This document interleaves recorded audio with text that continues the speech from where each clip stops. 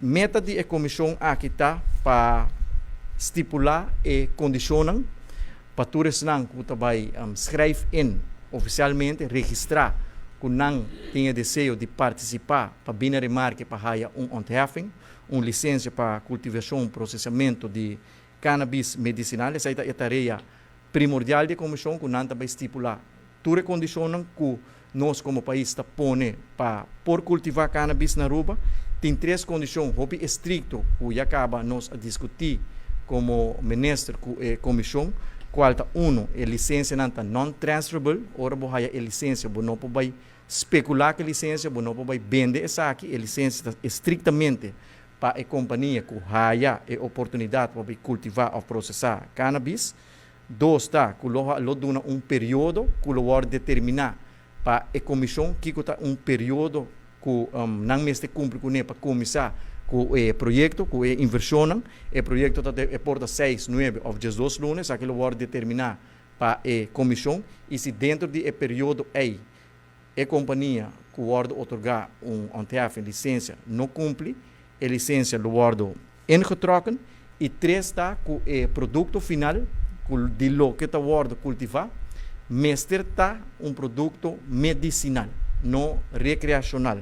Essas são 3 condições que nós, como Ministério, põe, e outra condição lo guardo estipular para a comissão, que já acaba aprovada e ministrada, e acaba tem 2 reuniões atrás de lomba, e a seguinte tarefa da comissão está que não vai evaluar toda a companhia que registrar e inscrever para participar oficialmente, depois de não avaliação a base de critérios que o oro adelante, basado em scoring sheet, não também escolher 5 companhias, que não também dão conselho final no Ministério de Saúde, que 5 companhias aqui, de não opinião, cumprindo com todo o requisito, não está a companhia que mestre bina remarque para ganhar a licença aqui.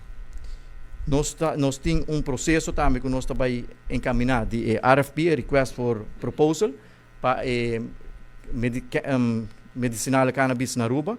Nós instituir a comissão caba, começa a ontheffing de medicinal cannabis. Nós também começar oficialmente com o processo de registração. O processo aqui nós vamos começar amanhã.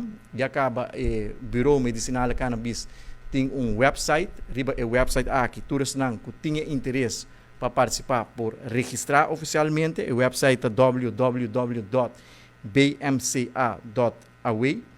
Tur é documento não lo mestre word entregar, tem período também que nós estipular como mestre entregar documento não para registração.